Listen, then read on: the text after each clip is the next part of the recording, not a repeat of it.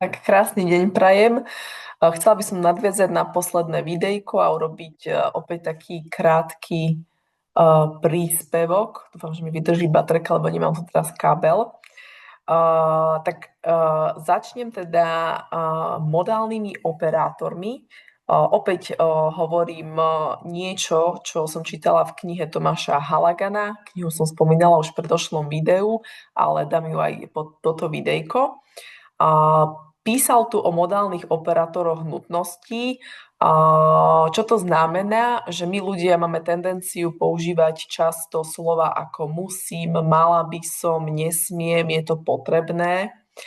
A to v našom mozgu vyvoláva niečo ako napríklad, keď poviem musím to dokončiť, tak mozog za tým počuje zvyčajne inak príde trest. Lebo musím je ako keby podmienka musím, lebo inak príde niečo.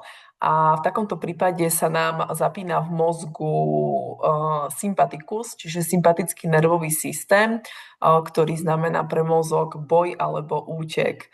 Ono to znamená, že ako keby energia v tele človeka sa potom zameriava len na nejaké aby vyživovala len nejaké primárne časti tela, a pokiaľ to je často, tak zvyšok energie sa nedostáva do nejakej regenerácie, do oddychu, do relaxácie alebo do časti tela, ktoré by potrebovali byť tiež vyživované, a tým pádom začína naše zdravie, naša imunita byť oslabovaná.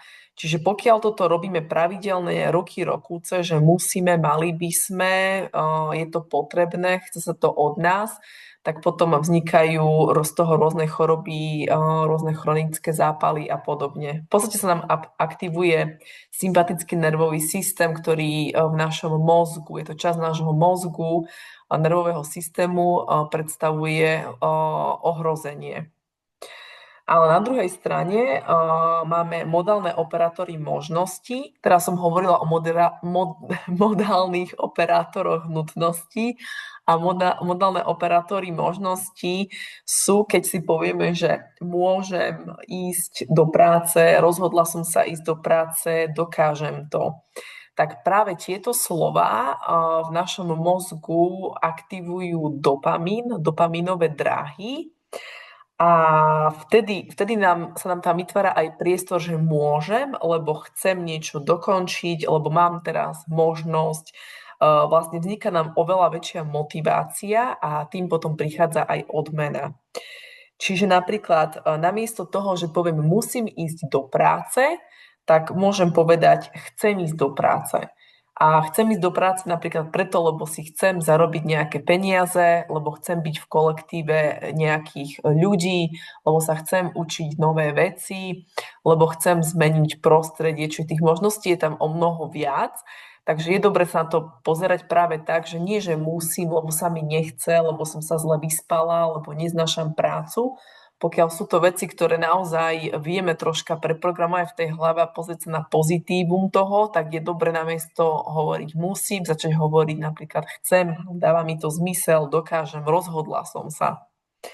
Alebo ak človek staticky o sebe povie, že som fajčiar, tak je to opäť statické niečo, som fajčiar, bodka, tam to končí.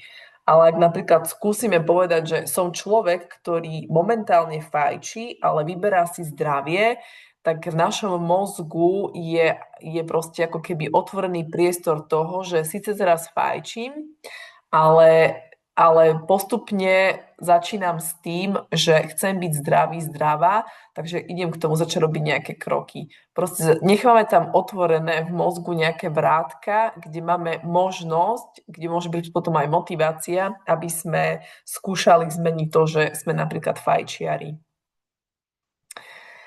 A ďalej tu máme napríklad, ak sa stotožňujem s identitou, ak sa stotožňujem alebo označujem s nejakou identitou, tak sa prestávam učiť. Napríklad zlyhala som v teste a poviem si, že som hlúpa.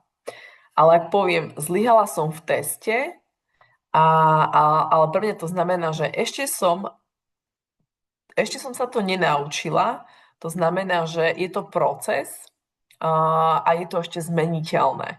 Takže preto takéto statické označenia môžu byť, ale nie, že môžu byť super nás veľmi nebezpečné a podvedome to naozaj vytvára potom to presvedčenie, že som naozaj nedostatočný, hlúpy, hlúpa a podobne. A ak tam nedám vlastne tú statiku toho, že zlyhala som na teste, som hlúpa, ale poviem, zlyhala som na teste, ešte som nemala možnosť sa to dostatočne naučiť. A tam prebieha proces tej zmeny. A ešte by som tu otvorila tému retikulárneho aktivačného systému, čiže skrátka RAS. On rozhoduje o tom, koľko informácií prejde do nášho vedomia. Zvyčajne z 2 miliónov vstupov je to len 134 výstupov. RAS si môžeme predstaviť ako difúznu sieť neurónov, ktorá funguje ako filter do vedomia. Reguluje stavy bdelosti, spánku a pozornosti. A čo to presnejšie znamená, že RAS, retikulárny aktivačný systém, nerozlišuje medzi dobrým a zlým, ale rozlišuje medzi dôležitým a nedôležitým. Čiže dôležitosť sa definuje tým, na čo zameriame svoju pozornosť a o čom hovoríme s emóciou. Napríklad, uvediem príklad, neurovedecký pohľad je, ak je človek presvedčený, že kľúče nie sú na stole, tak retikulárny aktivačný systém môže doslova zablokovať vizuálny signál kľúčov. To znamená, že my to vlastne očami nemusíme vidieť, aj keď sa na to pozeráme. Takto. Oči to vidia, ale mozog nie. To znamená, že my to aj tak neuvidíme. To znamená, že ako keby tie kľúče na stole položené neboli, až pokiaľ nepríde niekto a nepovie, že aha, veď tu máš tie kľúče. A to sa určite stalo už mnohokrát aj vám, že ste niečo hľadali a mali ste to vlastne položené niekde pod nosom, ale nenašli ste to, preto lebo váš mozog tomu neveril, že to tam je a preto to tam bolo. No a ako je dobre si RAS vlastne aktivovať, tak to je napríklad také cvičenie, že keď sa ráno zobudíme, tak v podstate, keď sa ráno zobudíme, tak náš mozog, nervový systém, ako keby ešte nestíhal načítať našu identitu prvé sekundy, takže sa prebúdzame, ale ako náhle proste nám nabehne opäť náš mozog a začne nám fungovať raz, tak nám nabieha naša stará identita. To znamená, kto som. Som Janka Petarčíková, pracujem v tejto firme, mám toľko rokov, bolí ma celé telo, bolí ma chrbát a tak ďalej a tak ďalej. Teraz nehovorím o sebe, dávala som len príklad. Ale to sú veci, ktoré nám, ako keby programy, ktoré nám naspäť naskočia, naša identita a vstaneme, zobudíme sa a ideme hneď do automatu a už v tomto fungujeme.